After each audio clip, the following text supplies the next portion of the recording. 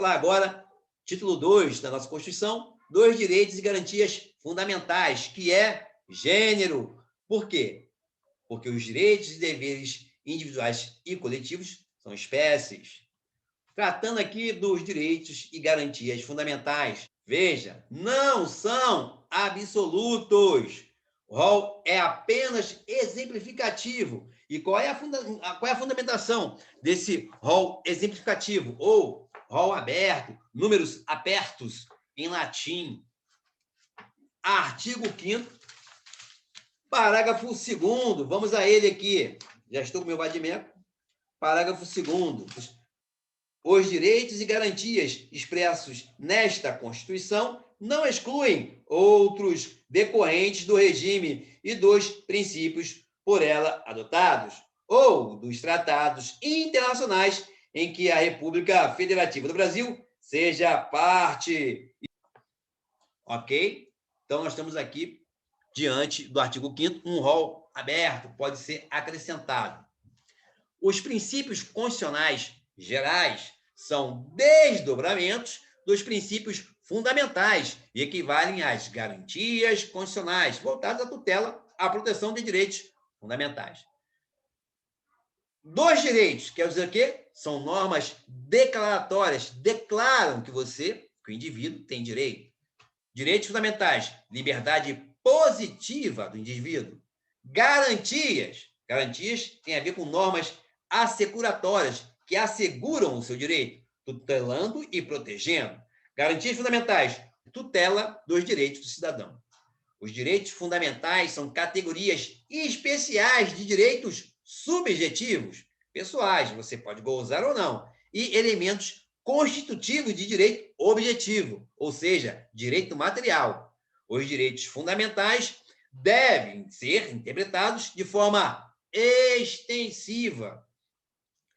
A primeira abordagem técnica no direito brasileiro a explorar a diferença entre direito e garantia foi realizada pelo mestre Rui Barbosa. Para ele, os direitos seriam disposições declaratórias e as garantias, disposições assecuratórias, ou, em outras palavras, o direito é o que se protege, o bem da vida guardado pela Constituição. A garantia é o mecanismo criado pela Constituição para defender o direito. Os direitos se declaram, enquanto as garantias se estabelecem, demonstrando que as garantias são elementos instrumentais que garantem o respeito aos direitos que são declarados na nossa Constituição da República Federativa do Brasil.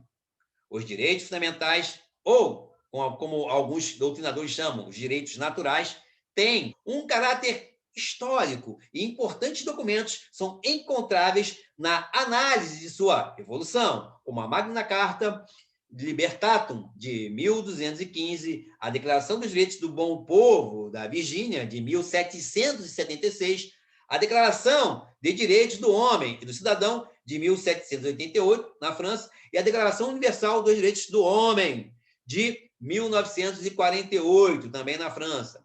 Na lição de Canotilho, os direitos fundamentais exercem a função de defesa do cidadão sob dupla perspectiva.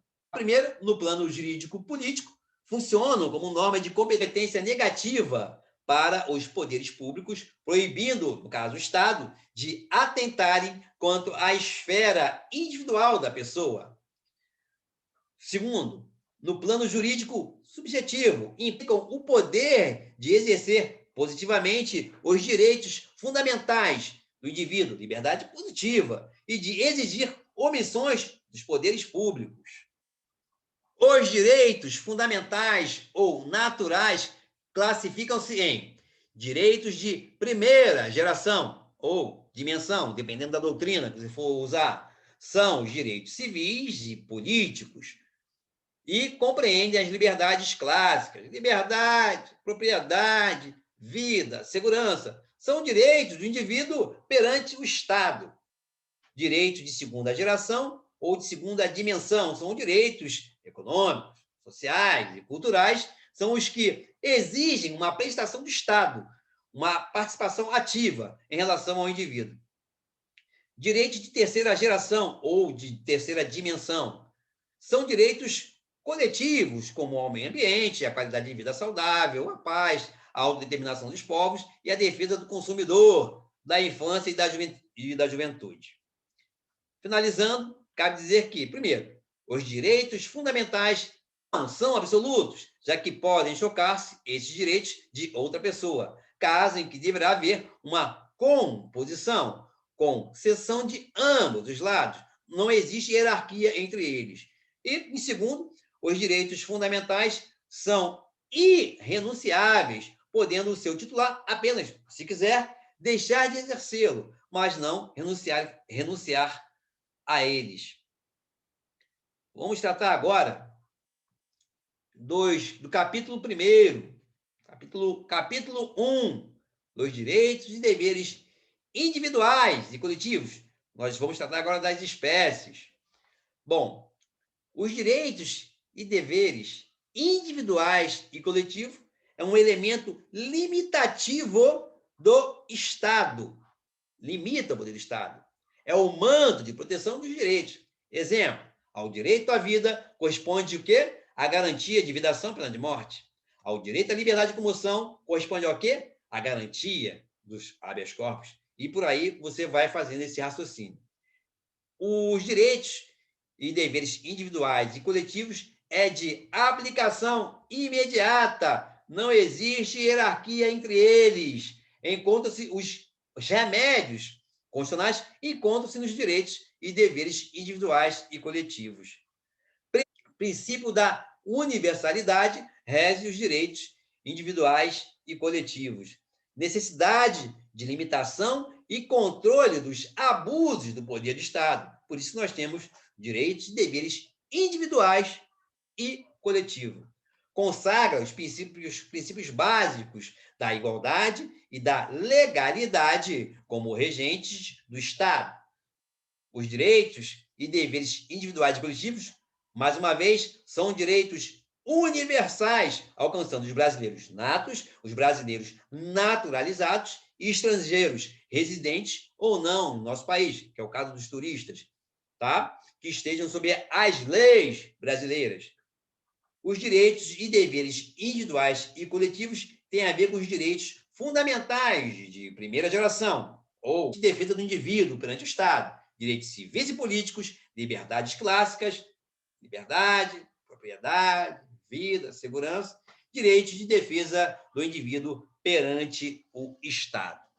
Agora, todos são iguais perante a lei, sem distinção de qualquer natureza, garantindo-se aos brasileiros e aos estrangeiros residentes no país a inviolabilidade do direito à vida, à liberdade, à igualdade, à segurança e à propriedade. Nos termos seguintes, nós temos no artigo 5º o princípio da isonomia ou da igualdade jurídica. Às vezes, você, na sua prova lá, objetiva, você não vai encontrar princípio da isonomia. Você vai encontrar princípio da igualdade jurídica. Por isso que você tem que abrir o seu leque aí, sair da caixinha.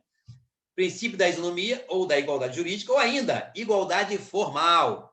O artigo 5º é a base da vida democrática ou da vida em democracia. Não impede as desigualdades econômicas e naturais, como as aptidões físicas, por exemplo. O artigo 5º não vai impedir isso. É de aplicação imediata. Você não precisa de uma lei ulterior, de uma lei posterior, para que você possa gozar dos seus direitos previstos no artigo 5º. Possui normas declaratórias de direito e assecuratórias, ou seja, que tutelam, que protegem o seu direito. Exige uma postura negativa, em tese, por parte do Estado, em relação com o mundo privado, particular. Prescrevem liberdades públicas, liberdade fundamental, a individual, que é a autonomia do cidadão, e a política, que é a participação política do cidadão. Veja, a principal disposição do caput deste artigo 5º é o princípio da igualdade formal. Impede a estipulação de distinções em qualquer hipótese, muitas vezes resultará em injustiça. Cada caso é um caso, pois deixa de considerar as peculiaridades de certas formações sociais.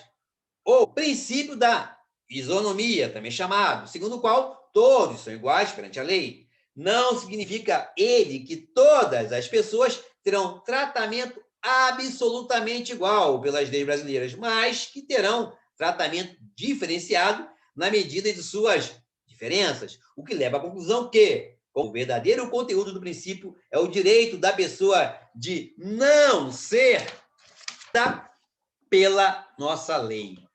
O que a Constituição exige é que as diferenciações impostas sejam justificáveis pelos objetivos que se pretende atingir pela lei, ou seja, igualdade material.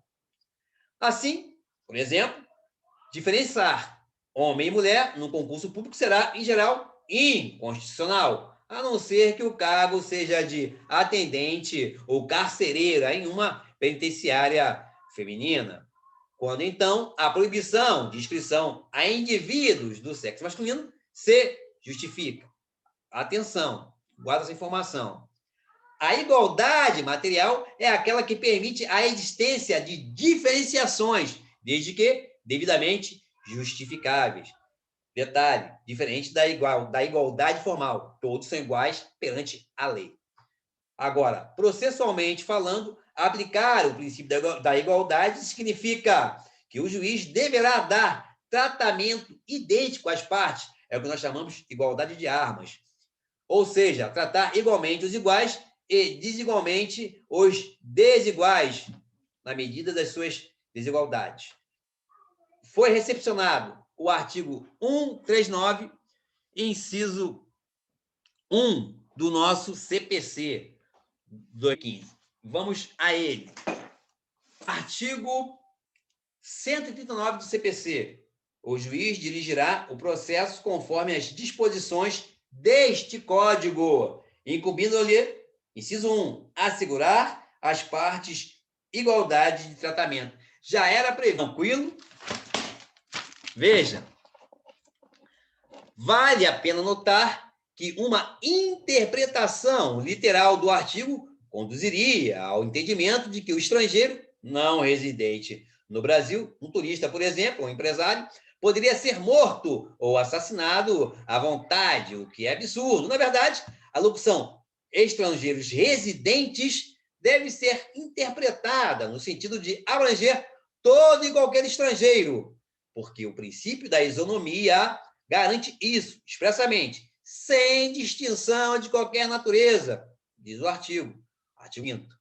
Além disso, o parágrafo 5 respeito no Brasil de direitos oriundos de tratados internacionais e neles está o dever de prestar a integridade de pessoa de outras nacionalidades que estejam no nosso país.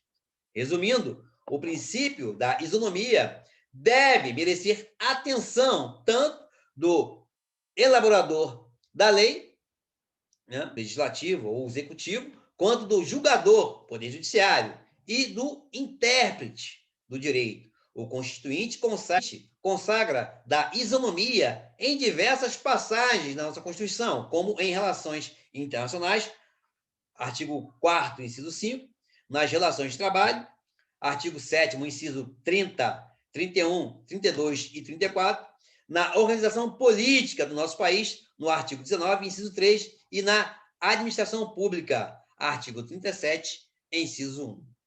Vamos falar agora do inciso 1 do artigo 5º. Homens e mulheres são iguais em direitos e obrigações nos termos desta Constituição. Nós estamos diante do princípio da igualdade. Contudo, pode haver distinção natural em função do sexo.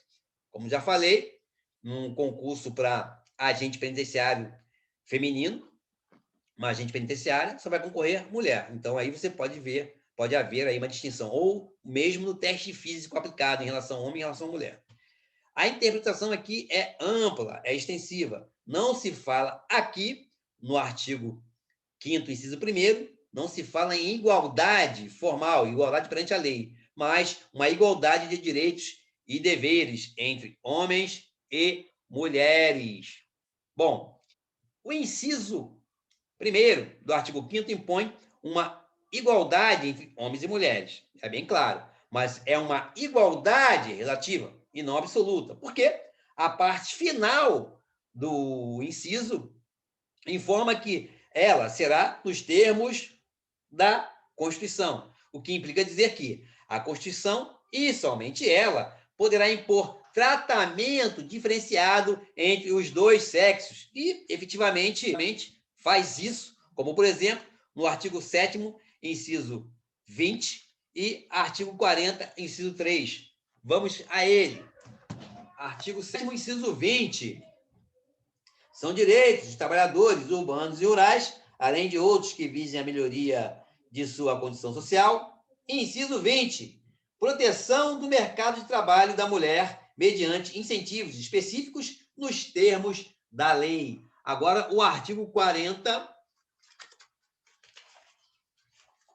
No âmbito da União, aos 62 anos de idade, se mulher, e aos 65 anos de idade, se homem. E no âmbito dos estados, do Distrito Federal e dos municípios, na idade mínima estabelecida mediante emendas às respectivas constituições e leis orgânicas, observado o tempo de contribuição e os demais requisitos estabelecidos em lei complementar do respectivo ente federativo.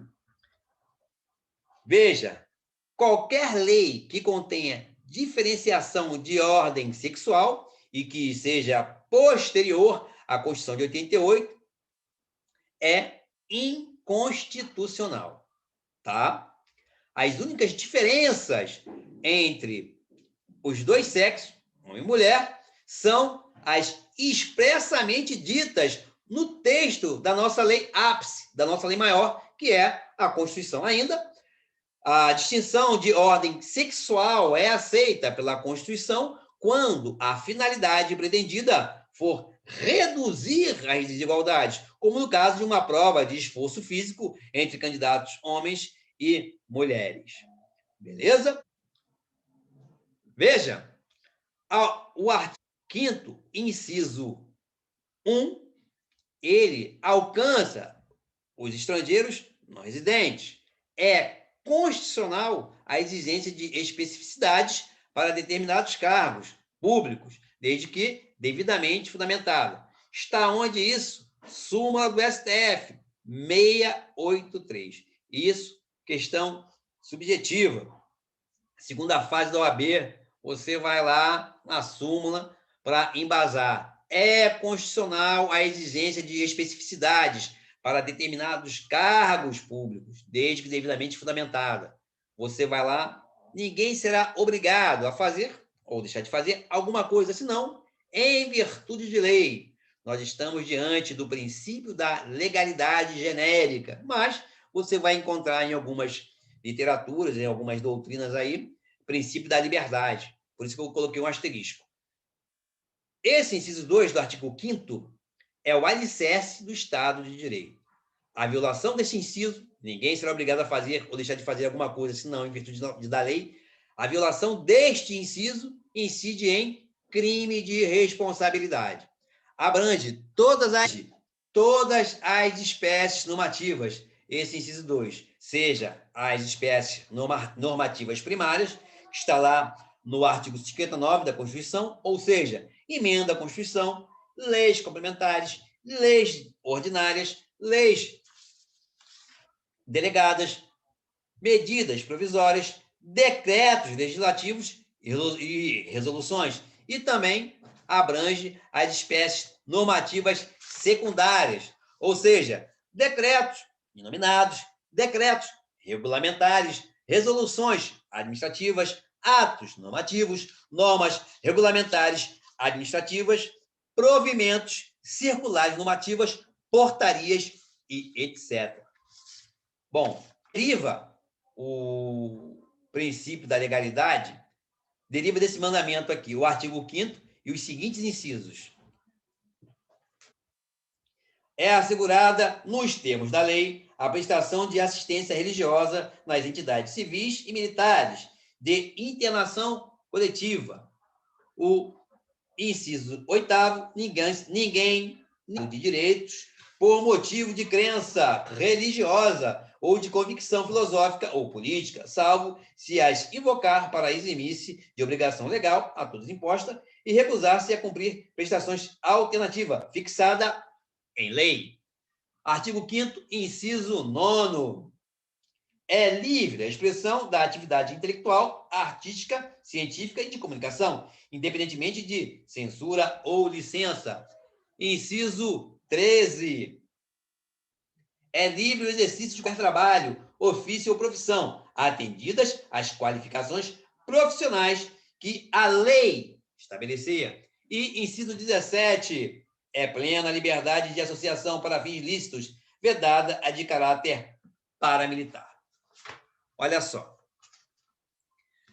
Neste inciso segundo, ninguém será obrigado a fazer ou deixar de fazer alguma coisa, senão em virtude da lei, está o importantíssimo princípio da legalidade, segundo o qual apenas uma lei regularmente votada pelo Poder Legislativo, ou seja, com legitimidade e sancionada pelo Poder Executivo, é capaz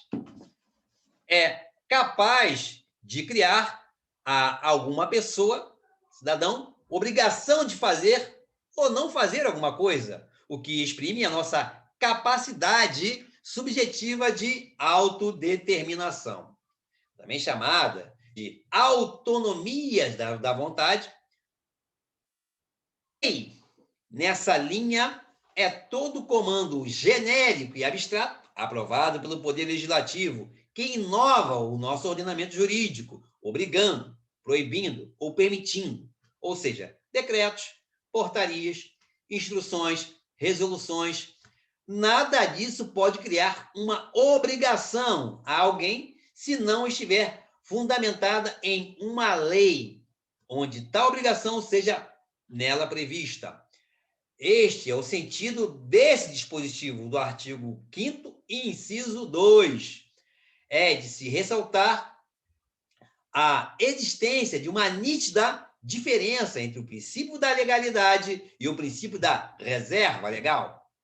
Veja, o princípio da legalidade impõe a submissão à lei e admite duas leituras: a de que somente a lei pode obrigar e nada mais, constituindo-se assim em garantia da pessoa contra os excessos do poder público, do Estado. E a segunda é a de que, uma vez que exista a lei, o seu cumprimento é obrigatório, no que se constitui em um dever da pessoa fazer. Já o princípio da reserva legal, mais restrito, no que de determinada matéria ao regulamento por lei. Na Constituição, aparece sob as formas, entre aspas, nos termos da lei, ou, entre aspas, na forma da lei, sempre haverá, nesse caso, a identificação precisa da matéria, que, no determinado dispositivo constitucional, está sendo submetida à lei. O princípio da legalidade não pode ser confundido com o princípio da reserva legal. A reserva legal impõe que certas matérias sejam regidas apenas por lei, em sentido estrito. E o caso, por exemplo, da previsão de crimes e cominação de penas. Cominação, aplicação de penas, que somente pode ser feita por lei. Então, nós temos o quadro aqui do princípio da legalidade e do princípio da reserva legal. Princípio da legalidade, autonomia das vontades, artigo 5º, vincula particulares, os cidadãos, permite que se faça tudo que a lei não proibir. Agora, o princípio da reserva legal é uma legalidade estrita.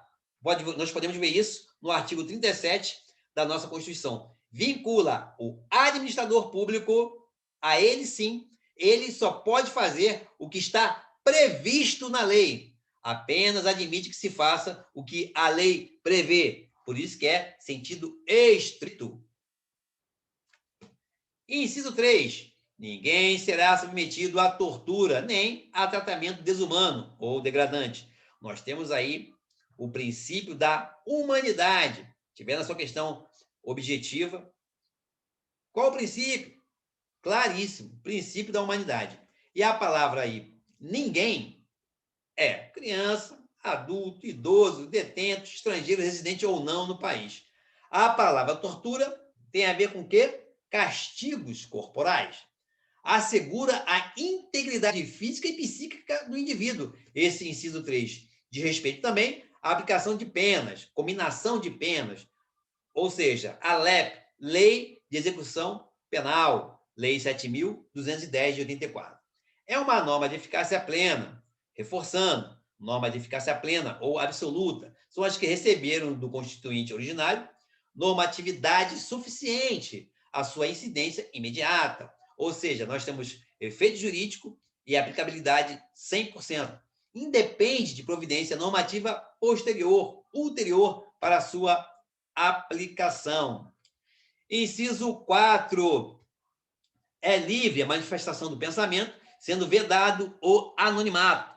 A única exceção à liberdade, a vedação do anonimato, tem por objetivo assegurar eventual indenização pelo abuso de direito de manifestação do pensamento. Então, trocando a palavra anônimo por apócrifo ou inominado, pois são sinônimos. Está aí a pegadinha. Mais uma vez, na sua prova, se vier uma questão elaborada nesse sentido, ao invés da palavra anônimo, pode vir apócrifo ou inominado. São sinônimos. Veja, a liberdade de manifestação de pensamento é o direito que a pessoa tem de exprimir, por qualquer forma e meio, o que pensa a respeito de qualquer coisa. Em outras palavras, é o direito de uma pessoa dizer o que quer, de quem quiser, da maneira como quiser, no local em que quiser. A única exigência da nossa Constituição, nossa lei maior, é que a pessoa que exerce esse direito se identifique, para impedir que ele seja fonte de leviandade ou que seja usado de maneira irresponsável. Sabendo quem é o autor do pensamento manifestado, o eventual prejudicado poderá usar o próximo inciso, que é o inciso 5, né, para se defender, que é o direito de resposta. O artigo 3º, essa livre manifestação de pensamento, vem do direito, Declaração Universal dos Direitos do Homem. E a melhor doutrina entende, a doutrina mais larga, entende que não há qualquer limitação de ordem formal à livre manifestação do pensamento. Alguns, como alguns autores, José da Costa Júnior, entendem, lógico, a livre manifestação do pensamento, a livre manifestação de ideias, deverá ser delimitada pela veracidade e, no plano da imprensa, também pelo interesse público, pautada no interesse público. O sentido da liberdade de expressão, ou liberdade de opinião, é duplo. O valor da diferença impõe que a opinião não deve ser tomada em consideração, e o valor, exigência, que impõe o respeito à opinião.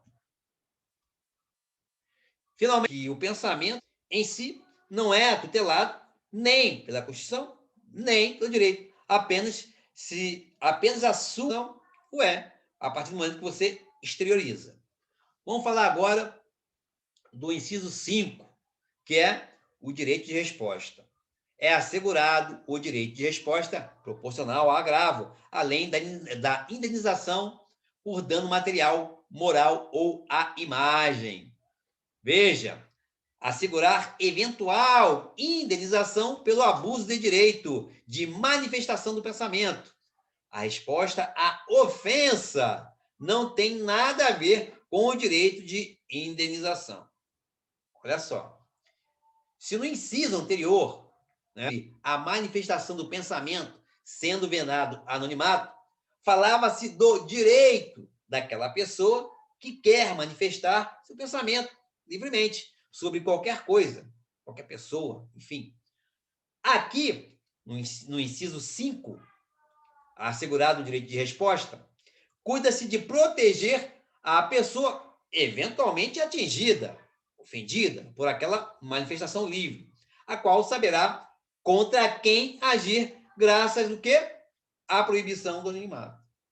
Os direitos do atingido são dados em duas linhas, duas frentes. A primeira é o direito de resposta proporcional à ofensa, ao agravo. Essa proporcionalidade deve ser observada no meio e no modo. Assim, atingida verbalmente, e somente ela própria ouviu a ofensa, a resposta deverá ser verbal e pessoal, não, por exemplo, escrita ou transmitida pela televisão. Além disso, se a ofensa foi por escrito deverá ser a resposta, e não, por exemplo, através de agressão física. A segunda frente de defesa do ofendido ocorre através do pedido de indenização em juízo ao bater as portas do Poder Judiciário, pela ação civil própria. Os danos indenizáveis são o material representados e pelos lucros não obtidos por causa da ofensa. Pode ser moral, a intimidade da pessoa, independentemente de ter a ofensa sido conhecida por qualquer outra pessoa, bastando que se sinta ofendida. E a imagem, dano produzido contra a pessoa em suas relações externas, ou seja, a maneira como ela aparece e é vista por outras pessoas.